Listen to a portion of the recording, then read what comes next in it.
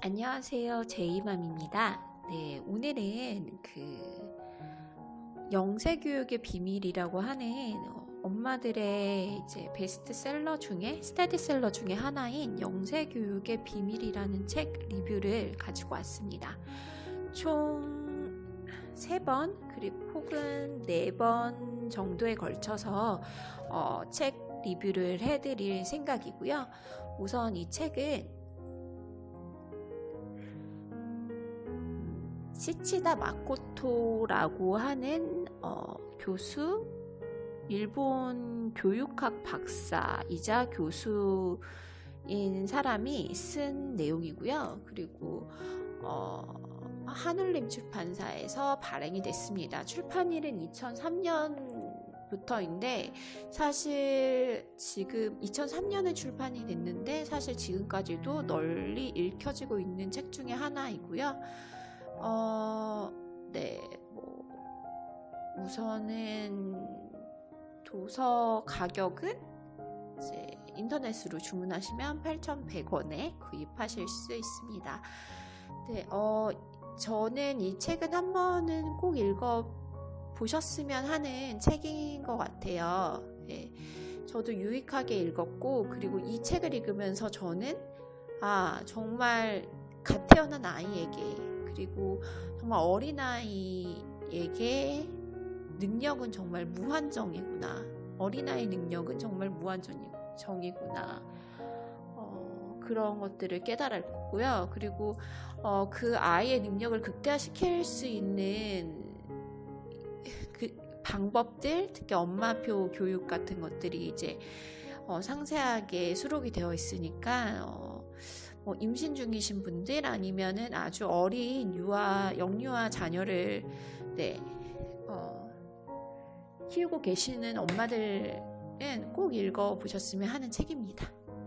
우선 오늘은 재능 체감의 법칙과 그리고 유아 두뇌의 신비한 활동이라는 제목으로 책 곳곳에 있는 내용들을 이제 소개를 해드리려고 합니다. 우선은 재능 체감의 법칙부터 알아볼게요. 페이지 24쪽에서 26쪽의 내용인데요. 재능 체감의 법칙은 교육을 빨리 시작한 아이일수록 재능이 크게 개발되고 반대로 교육을 늦게 시작할수록 재능이 개발될 가능성이 메말라 버려 재능이 거의 자라지 않는다는 것이다. 재능이 커 나갈 가능성을 도표로 만들어 보면 정확히 피라미드형이다. 아랫부분인 영세에 가까울수록 재능이 개발될 가능성은 커지고 점점 나이를 먹어가면서 그 가능성은 급속히 감소해 7, 8세까지 전혀 교육을 받지 않고 방치된 아이의 재능이 개발될 가능성은 거의 0에 가깝다. 여기서 보시면 제가 조금 더 읽고 설명드릴게요. 이렇게 보면 유아교육에서 가장 중요한 것은 3세에서 6세까지의 교육이 아니라 태어난 직후부터 몇 개월 사이에 이뤄지는 교육임을 쉽게 알 수 있다. 심리학자들도 태어난 직후 몇 개월 사이에 아이의 지적 호기심의 뿌리가 내려진다고 믿고 있다. 라고 이 책에서 이제 소개를 하고 있는데요. 25쪽에 나와 있는 아까 전에 그 책에서 읽었던 재능개발 가능성이라는 것을 이제 도표로 나타내 보면 피라미드형이다 라고 해서 이렇게 소개를 해주었는데 이 책에서 발췌를 했습니다.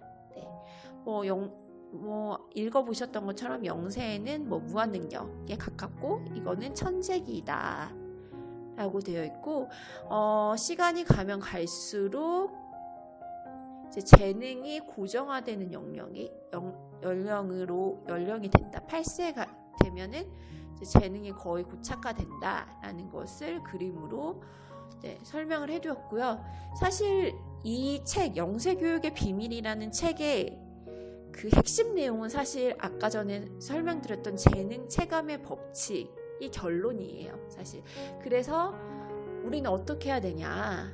이 시기 때 0세에서 3세까지 엄마의 교육이 필요하다.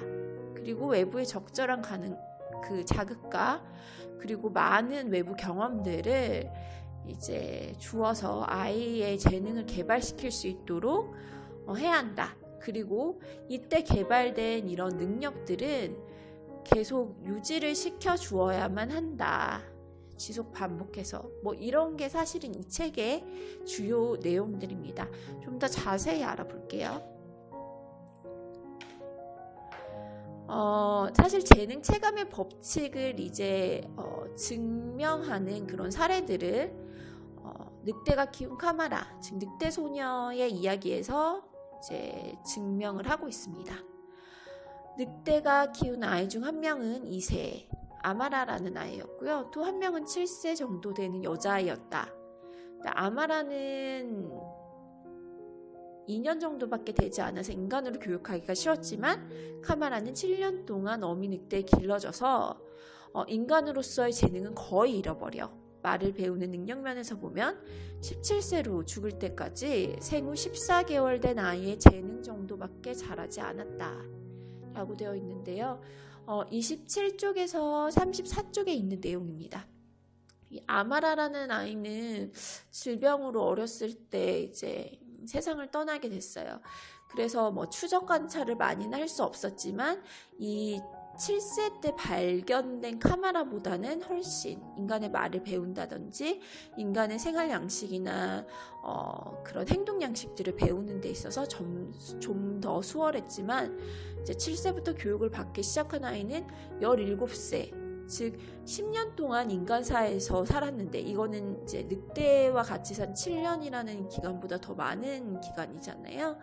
근데 17세로 죽을 때까지도 이제 겨우 한 2살 된 아이의 재능 정도밖에는 자라지 않았다라는 거를 이제 이 사례를 들면서 그래서 재능 체감 법칙의 근거 사례로 들고 있습니다. 그리고 또 한 가지를 더 볼게요. 하버드의 화이트 박사의 실험이라고 되어 있는데요. 책 37쪽에서 38쪽에 있는 내용입니다. 하버드 대학교 버튼 L 화이트 박사는 환경이 아이들에게 끼치는 영향을 알아보기 위해서 주립병원 부속 보육원의 아이들을 대상으로 다음과 같은 실험을 했다.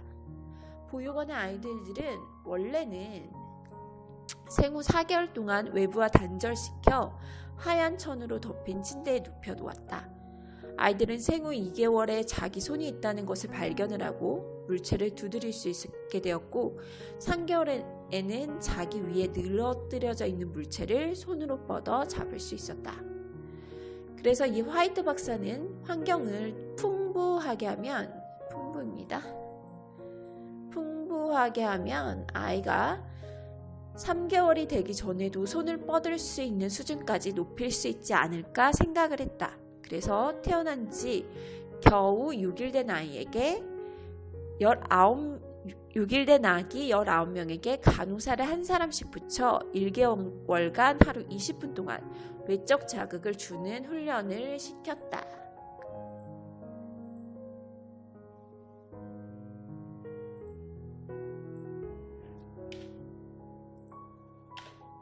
그 다음 1개월 일주일이 지났을 때 아이들은 다양한 색채로 장식한 침대로 옮겼다. 침대에는 다채로운 색의 동물 그림이 그려져 있었고 침대 주변은 꽃 모양으로 장식이 되어 있었고 양쪽 끝에는 반짝이는 공이 붙어져 있었다. 아이가 볼 수 있는 그 환경을 좀 더 풍부하게 해준 거죠. 이불은 평평하게 해서 누우면 부드럽게 들어가는 이불보다는 이제 아이가 더욱 자유롭게 움직일 수 있도록 신경을 썼다. 식사 후에 하루 3번 15분씩 아이들을 엎어놓았다. 아이가 엎드려 있는 동안에는 침대 정면을 투명한 플라스틱으로 바꿔서 실내 움직임을 볼 수 있도록 했다. 그러자 아이들은 바로 주위에서 무슨 일이 일어나고 있는지 보기 위해서 머리를 쳐들기 시작했다. 이렇게 해서 아이들은 1개월 반 만에 물체에 손을 뻗을 수 있게 되었다. 아까 전에 보셨던 원래 하얀 천으로 덮어놓고 외부 자극을 주지 않았을 때는 3개월 만에 물체에 손을 뻗을 수 있었는데 이제 외부 자극을 주고 이제 아이가 외부 자극을 주었을 때는 이제 1개월 반 만에 물체에 손을 뻗을 수 있게 되었다고 합니다. 이렇듯 아이들은 일단 높은 수준으로 활동을 개시하면 그만큼 많은 지식을 얻게 되어서 무언가를 알아가는 과정을 매우 빠르게 진행시킬 수 있다 하고 여기서 설명을 해주었는데요. 이거에서 보시는 것처럼 늑대소녀 이야기와 하버드 박사의 실험에서 보이는 것처럼 이 영세에 가까울수록 이제 사실 아이의 능력은 아이가 뭐 3개월이 되어야만 뭐 손을 뻗는다 뭐 이런 평균적인 발달 과정은 있겠지만 그 발달 과정을 외부 자극이나 적절한 교육을 통해서 더 앞당길 수 있다. 일단 높은 수준으로 활동을 개시하면 거기에 도달하는 데까지는 이제 빠르게 진행시킬 수 있게 된다. 무언가를 알아가는 과정을 매우 빠르게 진행시킬 수 있다. 발달 과정을 더욱 빠르게 진행시킬 수 있다라는 얘기인 거겠죠. 그래서 그만큼 이제 어린 아이들에게 능력이 무한하다라는 거를 증명을 하는 실험이었습니다. 네. 유아둔의 신비한 활동이라고 해서 책 내용을 좀 더 알아볼게요. 스즈키 효과 내면화 교육이라고 해서 책 페이지 41쪽에서 46쪽에 있는 내용입니다. 아름다운 목소리로 멋지게 노래하는 꾀꼬리로 키우기 위해서는 야생 꾀꼬리가 노래하는 것을 들은 적이 없는 갓 태어난 새끼를 둥지에서 꺼내온다. 그 다음 아름답게 노래하는 능숙한 꾀꼬리를 1개월 정도 새끼 꾀꼬리 옆에서 키우며 매일 꾀꼬리의 노래를 듣게 한다.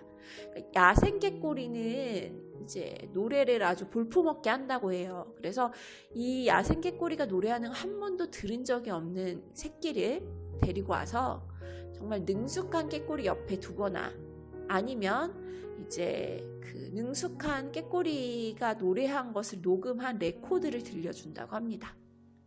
그러면은 약 한 달 정도 지났을 때 이 새끼 꾀꼬리는 정말 이 노래를 아름답게 노래를 한다고 하고요.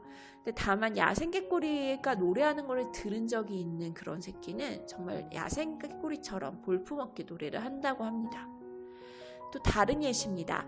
어느 3세 가량의 아이가 가끔 사투리나 지방 억양이 나와서 표준어밖에 쓰지 않는 부모는 매우 이상하게 생각을 했는데 알고 보니까 이 아이는 생후 1년 정도에 외할머니 집에서 자랐고 그때 들었었던 사투리를 사용한 것이다 라고 해서 이렇게 아기 꾀꼬리, 정말 새끼 꾀꼬리랄지 아주 그 인간 아기의 그 습득 능력에 대해서 기술을 하고 있습니다.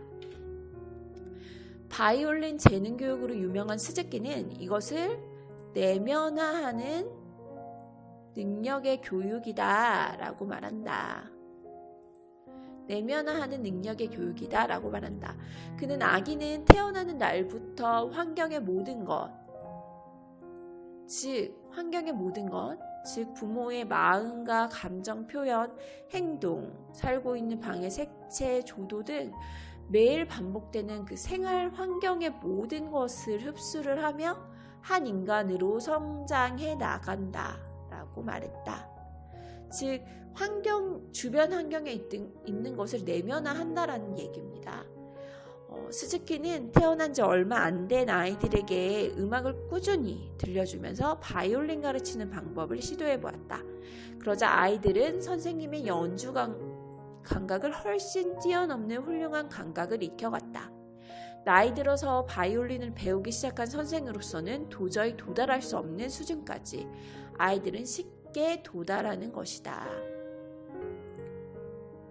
그래서 이 책에서 계속 강조하고 있는 그 영세의 능력, 영유아의 능력이라고 하는 것이 나이가 들어서 우리가 바이올린을 배운달지 언어를 배운달지라고 하면은 이런 기법이랄지 기초적인 지식 능력, 그리고 언어는 문법, 구문 능력 이런 거에서부터 시작을 해서 능력을 쌓아가잖아요. 그런데 이 스즈키 이런 영세교육의 비밀에서 계속 강조하는 것은 아이는 내면화하는 능력이 있고 지식을 논리적으로 습득하는 것이 아니라 논리로 습득하는 것이 아니라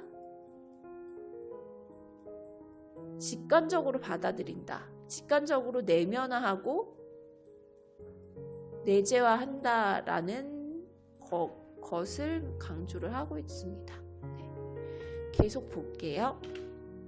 지금까지 교육에 대한 생각은 처음에 지식의 토대가 있고 그 위에 조금씩 새로운 지식을 획득해 나간다는 것이었다. 이게 사실 저희 어른들이 배우는 지식 습득의 방법이죠. 그러나 중간 생략입니다. 어린아이는 논리가 아닌 직관으로 매우 높은 수준의 지식을 한꺼번에 획득하는 능력이 있다. 어린아이는 논리가 아닌 직관으로 매우 높은 수준의 지식을 한꺼번에 획득하는 능력이 있다. 이래서 이 책의 저자는 영세는 천재다라고 얘기를 하는 겁니다. 언제나 바둑을 두는 아버지와 형을 보고 바둑을 배운 6세 아이가 바둑 초단의 실력을 보여주어서 주변의 어른들이 거의 당해낼 수 없었다라는 기사가 아사히 신문에 실린 적이 있다. 모차르트 예도 들었는데요. 모차르트는 3세에 많은 사람들 앞에서 연주를 할 수 있었던 것도 음악적인 가정 환경에 자라서 눈에 보이지 않는 내면화 능력, 계속 내면화 능력을 강조하고 있습니다. 내면화 능력을 급속하게 발달했기 때문이다. 아버지가 바이올린 연주자며 작곡가였고 5살 위인 마리아 아나의 피아노 레슨을 매일 듣고 자랐기 때문에 모차르트는 3세 때 이미 천재적인 음악 능력을 지닐 수 있었다라고 얘기하고 있습니다.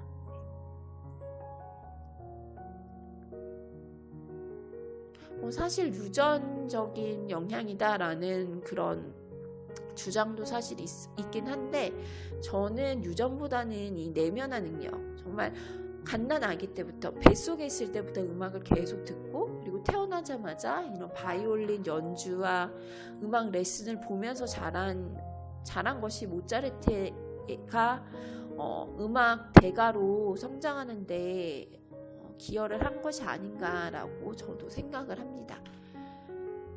영세 아이는 모두 천재 51페이지에서 52페이지에 있는 내용입니다. 오늘의 마지막 내용인데요.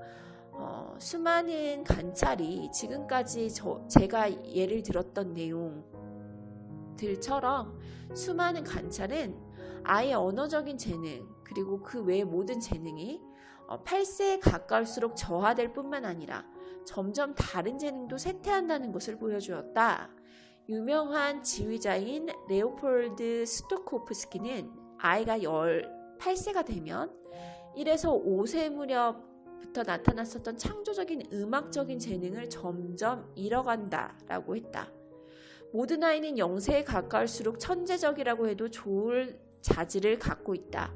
이것은 음악적인 재능과 언어적인 재능에서만 나타나는 것이 아니라 교육에 따라 여러 가지 방면으로 단지 음악 혹은 언어 재능이 아니라 여러 방면으로 이 천재성은 발전할 수 있다라는 얘기입니다.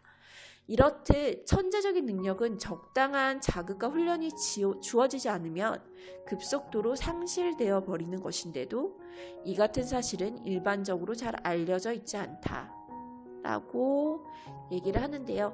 이 천재적인 능력은 세상 모든 아이가 갖고 있다라는 것이 이 책의 저자의 주장이고요. 그리고 이 천재적인 능력을 발휘를 하는 그 시기에 자극과 훈련이 주어져서 발전을 시켜야 되는데 이런 사실을 모르기 때문에 사실은 이때 적절한 훈련을 한달지 그리고 상실되는 그 시기를 넘어서서 계속 이제 교육을 한달지 이런 것들이 이제 많이 하고 있지 않다에 대해서 안타까움을 저자는 표현을 하고 오늘은 여기까지